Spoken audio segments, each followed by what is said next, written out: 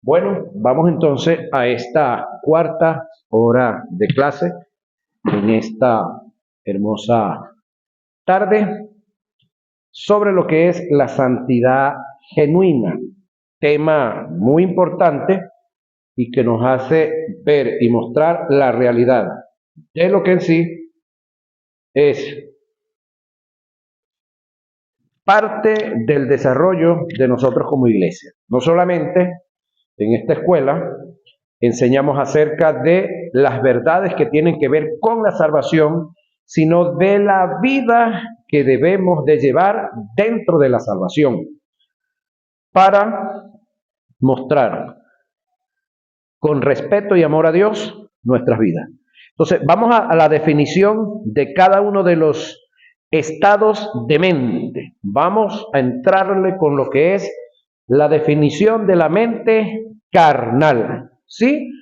Mente carnal es aquella que vive meditando en las cosas de la carne, más que en las del espíritu.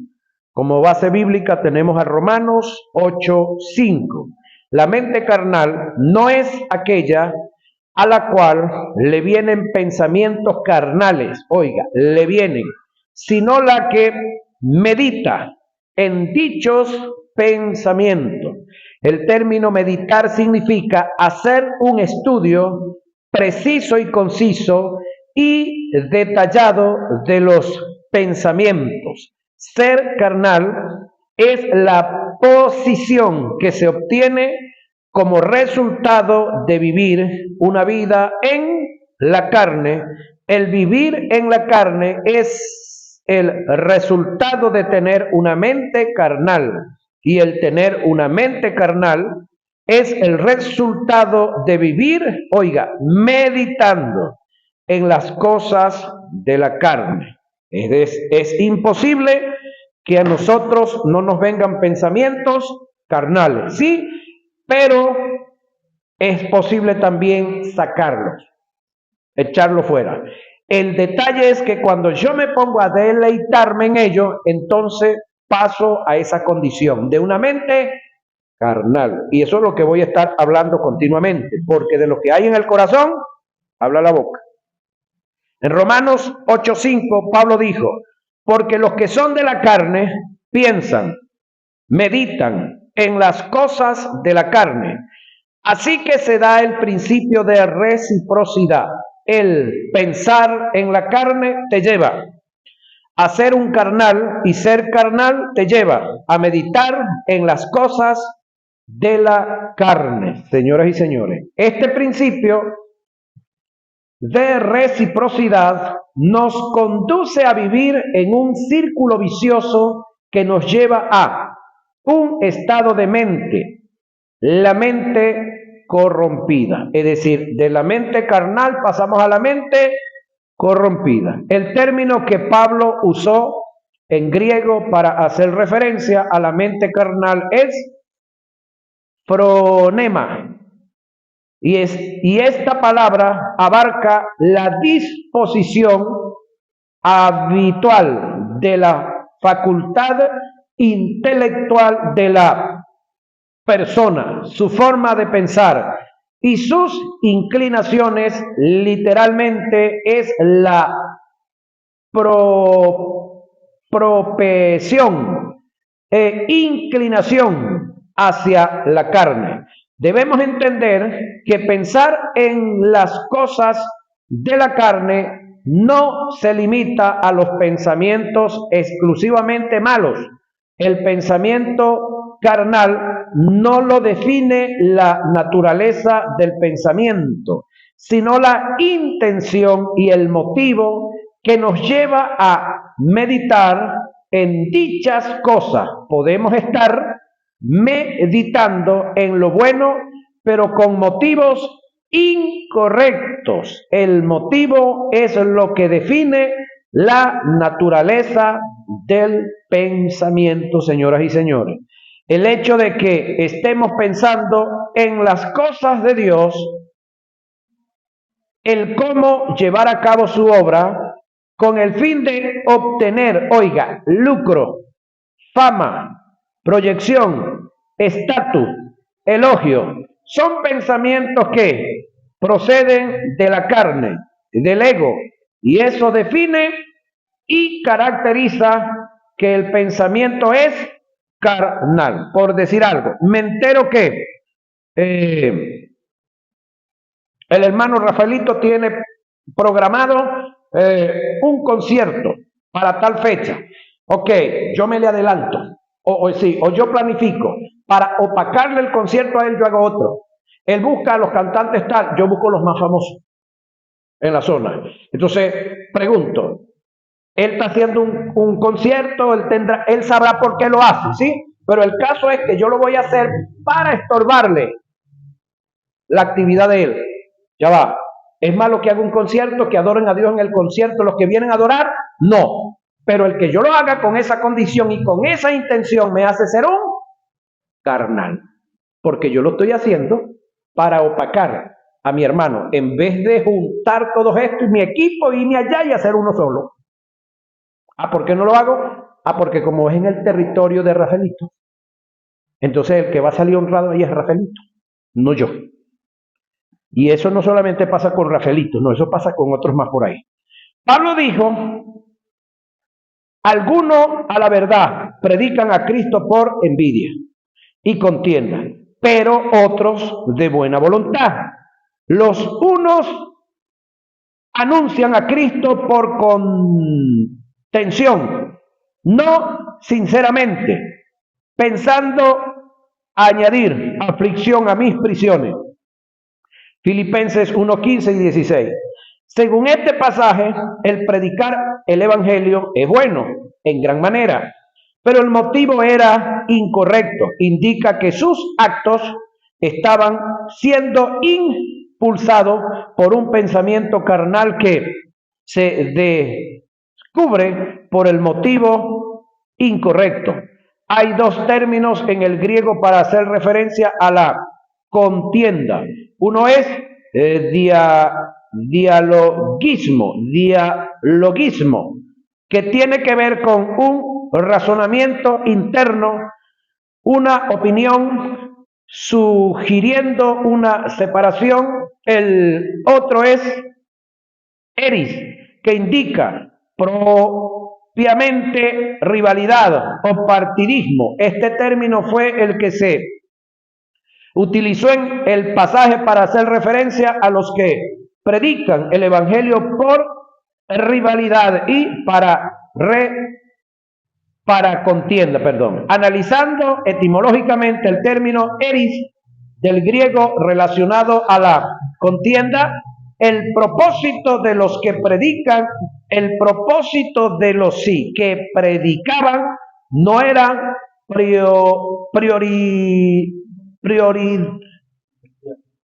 primordialmente exaltar a Cristo a través del evangelio, sino promover sus intereses particulares y políticos. Por otra parte, el término no sinceramente que aparece en el pasaje indica la falta de pureza y tiene que ver con el motivo incorrecto. Aunque dicen una verdad, solo dicen lo que les conviene a fin de alcanzar sus objetivos. Observe, la obra es buena, pero el motivo es incorrecto. Por consiguiente, también lo era el pensamiento, caracterizándolo como carnal. Por lo tanto, predicadores carnales. Mente corrompida. El término corrompido viene del griego miano, que significa alterar, pudrir, pervertir, contaminar, dañar. La mente corrompida es aquella que ha llegado al nivel más alto de carnalidad. Es cuando en la mente hay un porcentaje superior de pensamientos carnales y muy pocos pensamientos procedentes del espíritu. Gálatas 6:8. Este tipo de mente o forma de pensar lleva al individuo a la mente entenebrecida.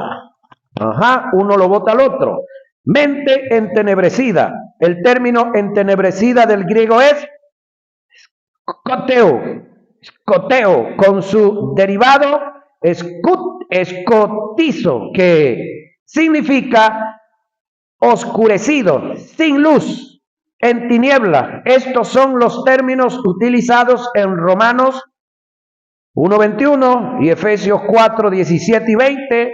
Se debe destacar que estos mismos términos los utilizó Jesús en Mateo 24:2 y Marcos 13:24 para hacer referencia al fenómeno que se dará con los cuerpos celestiales, donde expresa: el sol se oscurecerá y la luna no dará su resplandor. Esta medida de tinieblas es comparada una mente que ha llegado al estado entenebrecido.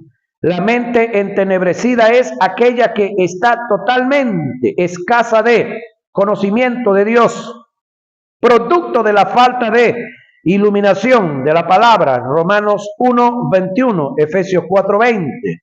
Según Efesios 4:17, el estado de mente entenebrecida te lleva al estado de mente vanidosa o vana, la cual vamos a definir a continuación. Mente vana o vanidosa. El término vanidad utilizado del griego es mataiotes, que significa falta de propósito. Denota las características de ser útil o de estar vacío. En este contexto, la palabra toma la connotación de futilidad, cosa sin importancia, espejismo, completo, fracaso, moral. Según las características de este estado de mente, es el camino seguro para delinquir. Sin la iluminación del Espíritu de Dios, la senda del hombre le conduce solo hacia todo aquello que frustra, porque esencialmente queda entregado a cosas carnales de valor o realidad.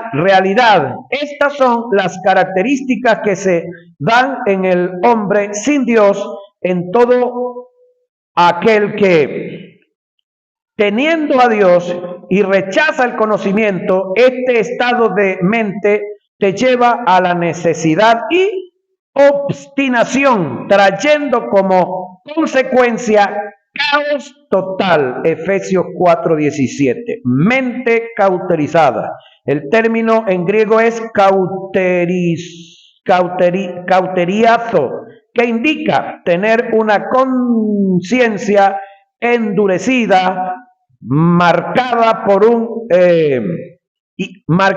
un hierro ardiente y que queda destinada para tal acción, lo cual implica que no hay marcha atrás. Primera a Timoteo 4:2, según lo dicho por Pablo en Efesios 4:19 y Primera a Timoteo 4:2, quienes están en tal condición moral ya perdieron toda sensibilidad, hasta el punto que para las personas que tienen este tipo de mente se alejan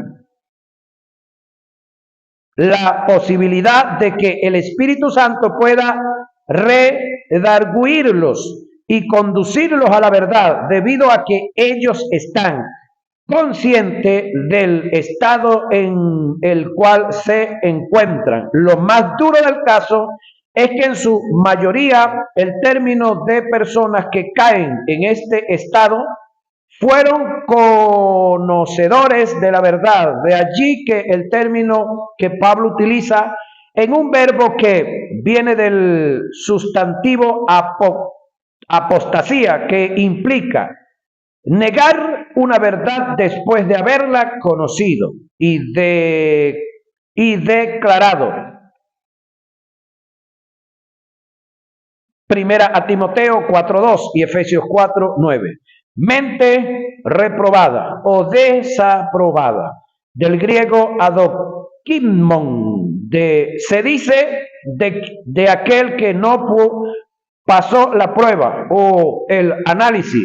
La mente reprobada o desaprobada es aquella que después de haber sido probada o analizada por Dios fue descalificada por causa de haber llegado al estado de mente cauterizada. Romanos 1:28. Cuando Dios desaprueba la condición mental de un individuo, es porque en dicha condición no hay nada que hacer y nada favorable para Dios buscar. Esto es por consecuencia de rehusar tener en mente a Dios. La reprobación es el estado último de aquel que ha sido controlado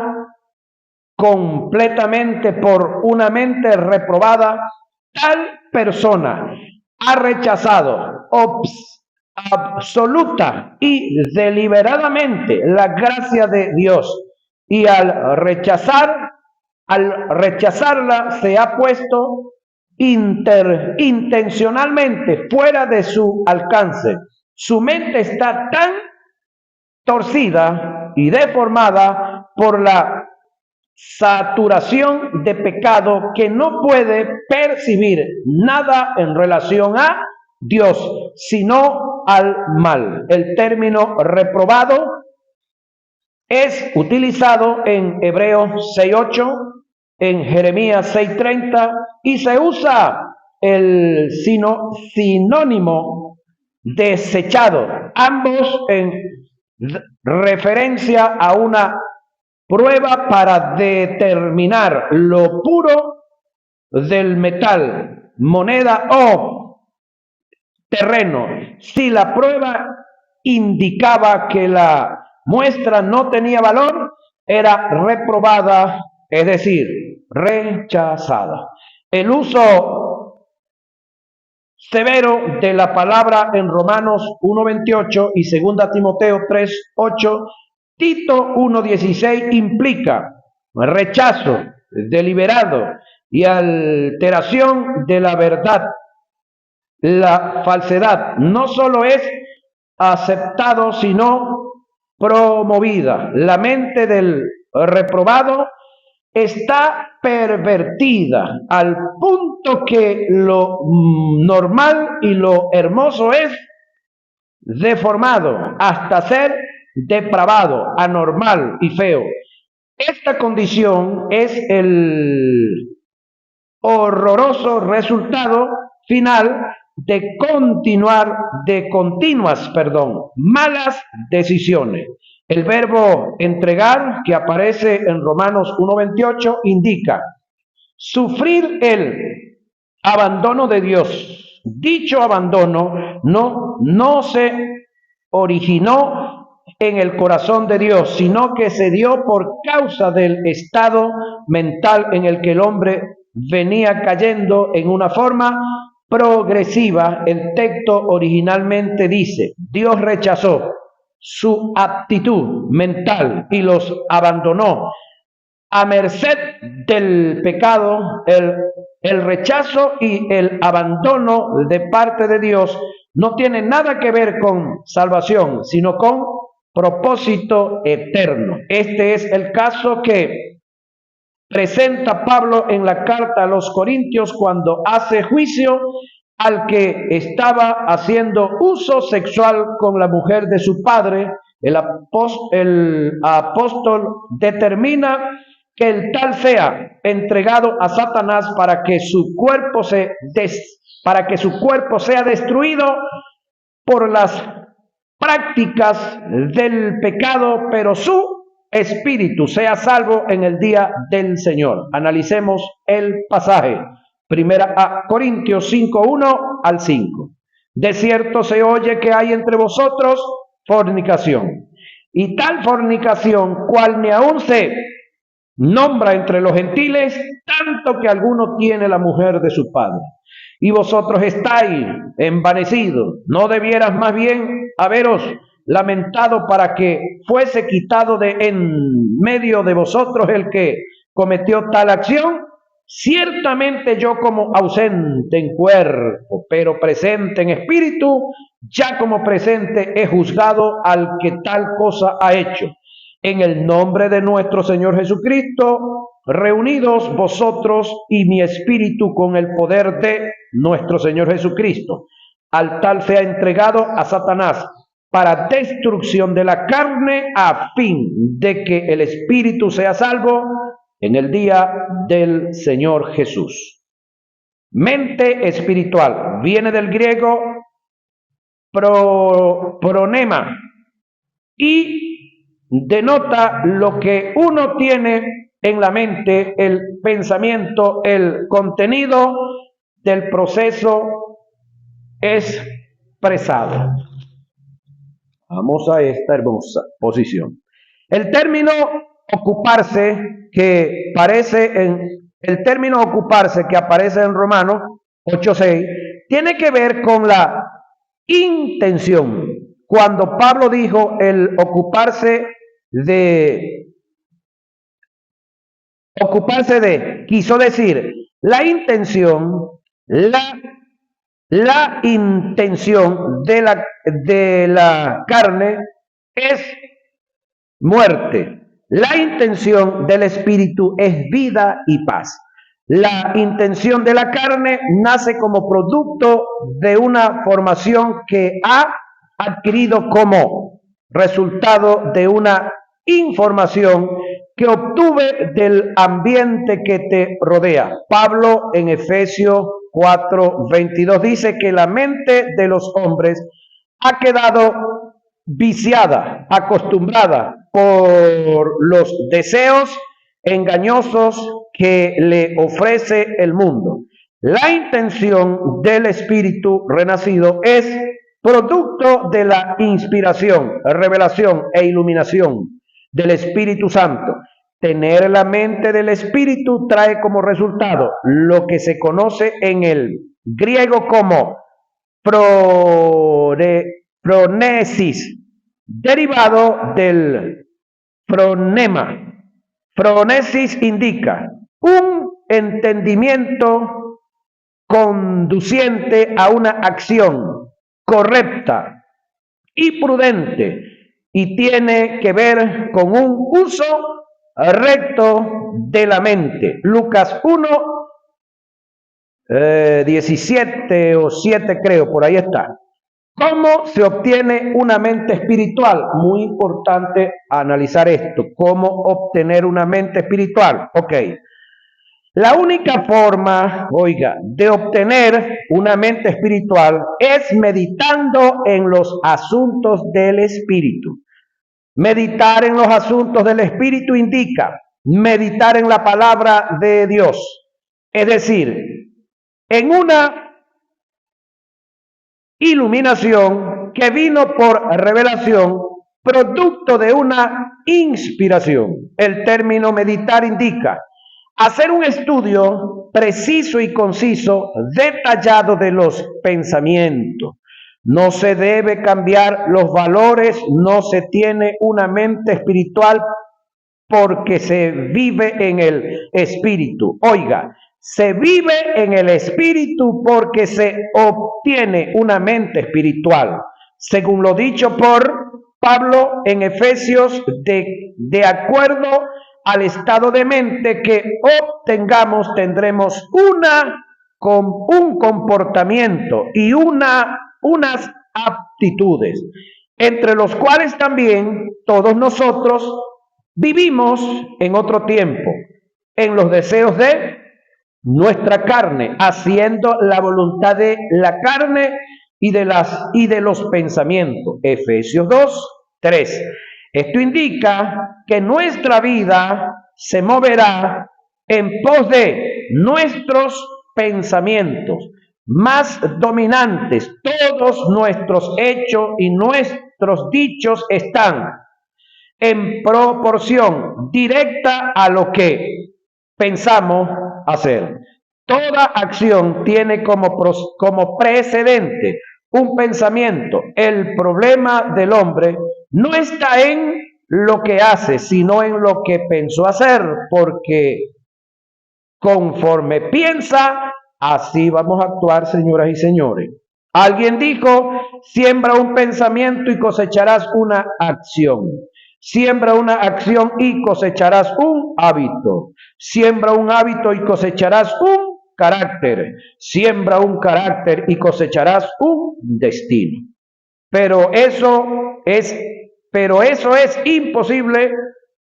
Por eso, oiga, es imposible controlar los deseos e impulsos de la carne si primero no tomamos control de los pensamientos que los activan. Efesios 4, 22 y 23. Según lo dicho por Pablo a los Corintios, nunca progresaremos en la vida espiritual a menos que nuestros pensamientos se pongan en armonía con Dios y con su palabra. Lo podremos ver en este pasaje. Porque las armas, oiga, de nuestras milicias no negativas, son carnales, sino poderosas en Dios para la destrucción de fortalezas. Ahora, oiga bien otra vez y analicemos esto. Porque las armas de nuestras milicias no son carnales. Ahora pregunto yo, ¿qué son armas carnales? Todo lo que podamos usar desde el punto de vista natural. Esto puede ser un arma carnal, esto puede ser un arma carnal, esto puede ser un arma carnal, con esta le saco los ojos a cualquiera y le puyo hasta el corazón. Todo lo natural son armas carnales. Entonces, cuando nosotros afianzamos nuestra vida espiritual en armas carnales, tenemos todas las de perder. No sé si usted se recuerda que yo le dije que leí un libro llamado Espíritus Territoriales, en el cual un hombre fue y cortó un árbol donde espantaban, donde asustaban la gente de noche. Para un lado cayó el árbol y para el otro lado cayó el muerto. Estoy hablando de un pastor, África. Y yo estuve 15 días en un dilema preguntándole a Dios, ya va Dios, si el único que puede quitar la vida eres tú, ¿por qué este demonio mató a este pastor? Porque yo estaba claro que quien había matado al pastor era el demonio, que estaba arraigado en ese árbol donde espantaban a la gente, porque ahí habían hecho pactos y cuantas cosas más. ¿Por qué? No tuve a quien preguntarle hasta que Dios Espíritu me ministra y me dice, el arma con el que el pastor salió a combatir con el demonio que hacía las bromas en el árbol, el arma era carnal o era espiritual. Y yo, como soy medio inteligente, le dije, Señor, carnal porque era un hacha. Bueno, todo el que salga a combatir y a pelear contra las tinieblas con armas carnales, tiene todas las de perder, me dijo el Espíritu. Entonces, ninguno de nosotros podemos salir con armas carnales, más muchos salen. Ahora, los que salimos con armas carnales, tenemos todas las de perder, pero ese tema ya lo dimos aquí. Conflicto entre dos reinos, recuérdelo, repáselo. Donde hay 7 tipos de armas que se nos dieron allí, de las cuales ninguna es carnal, todas son espirituales. Entonces, porque las armas de nuestra milicia no son carnales, sino poderosas en Dios para la destrucción de fortaleza, derribando, oiga, argumentos.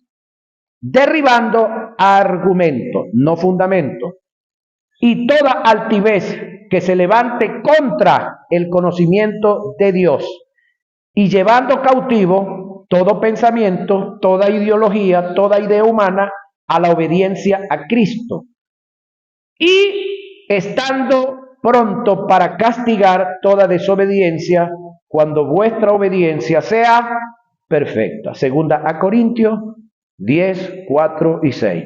Lo primero que hay que desglosar es el término fortaleza y argumento que aparecen en el versículo 4. Vamos a ver que fortaleza del griego o churuma. Tiene que ver con una fortificación que es producto de una serie de pensamientos y razonamientos humanos, almáticos, sensuales, en la que reposa la confianza meramente humana. En estos está su deleite y de ellos dependen sus decisiones y acciones. Eso es fortaleza.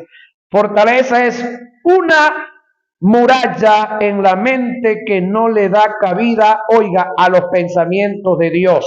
Estamos hablando de religión, estamos hablando de tradiciones, estamos hablando de ideas humanas, ideología.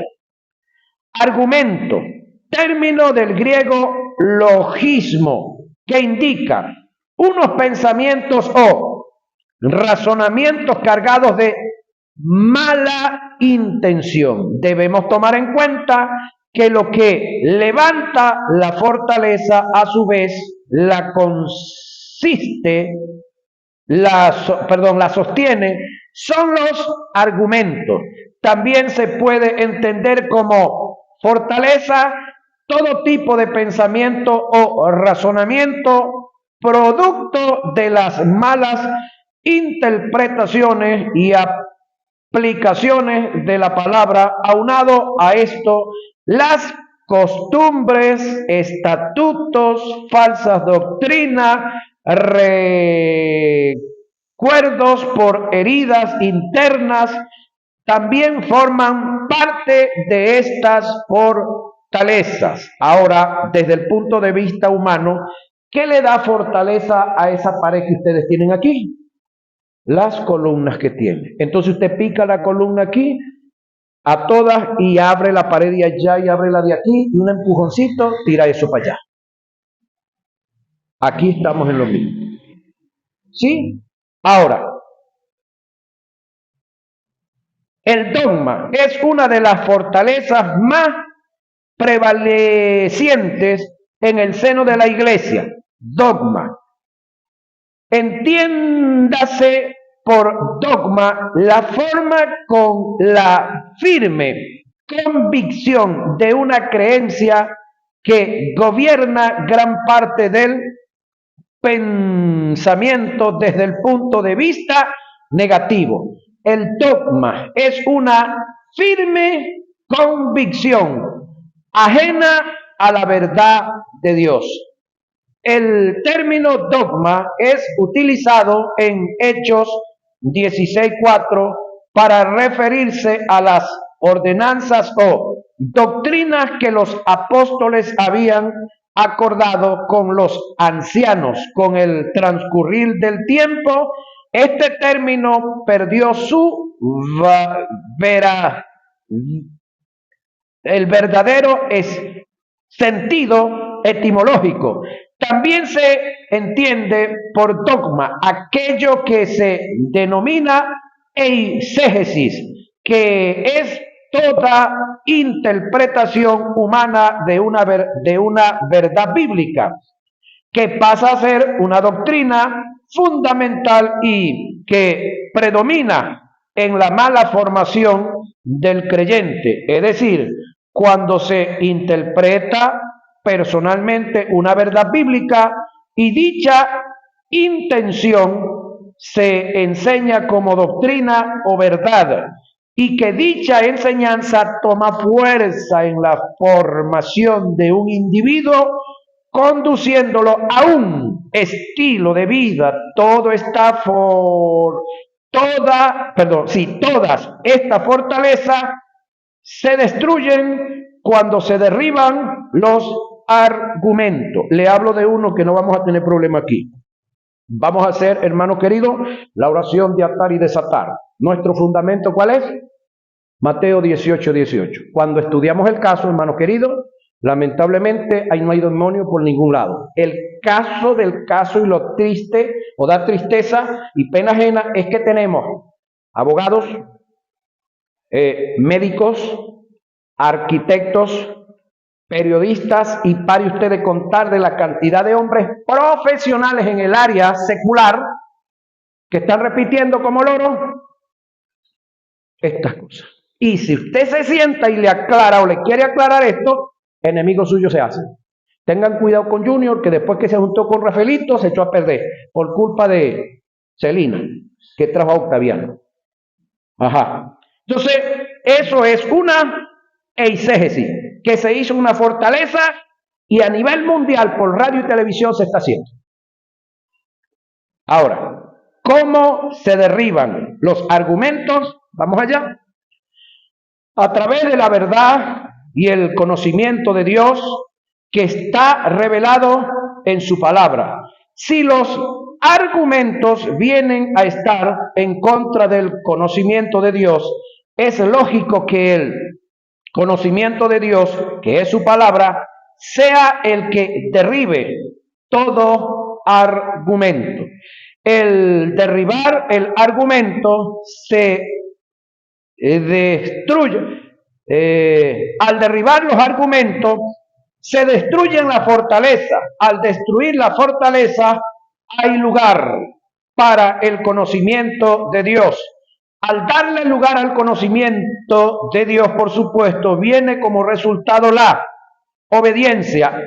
Al estar en obediencia, se acaba la altivez. Al no haber altivez, se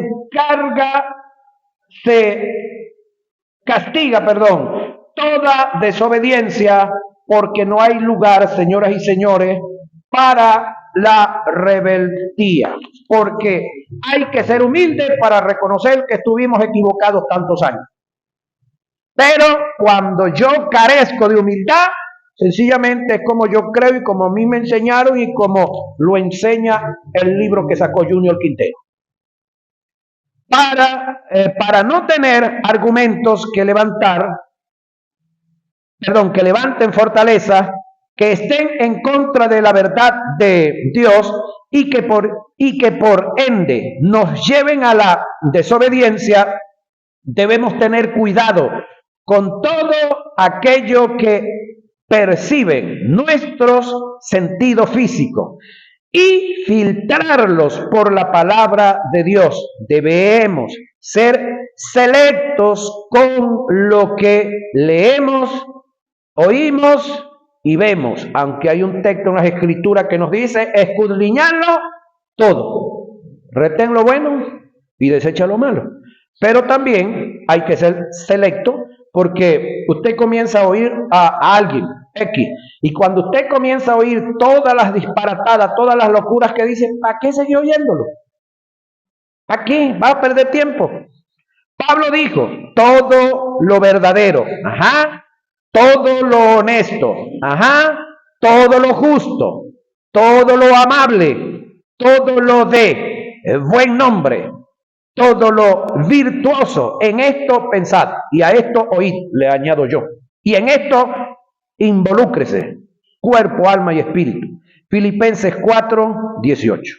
¿Por qué Pablo nos manda a meditar en estas virtudes? Porque ellas no corrompen nuestra mente, y al no corromper nuestra mente, no corrompen nuestras acciones. Pablo dijo, las malas conversaciones corrompen las buenas costumbres. Primera a Corintios 15:33.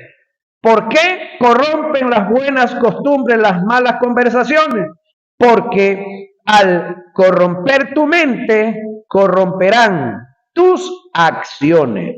De allí la importancia de que Dios logre renovar nuestra mente, llevándonos a una mente espiritual para conducirnos a la santidad del alma y por correspondencia a la del cuerpo. Primera a Corintios 2:16. Una vez que Dios logre renovar la mente del hombre, que en su propósito, Jeremías 31:33, Hebreos 8:10, 10:16, Efesios 4:20 y 24, leen los textos y los estudian en su casa, señoras y señores. Pasa a trabajar con la voluntad, tratando de producir un quebrantamiento para que haya una obediencia, Efesios 4:24 y Colosenses 3:12.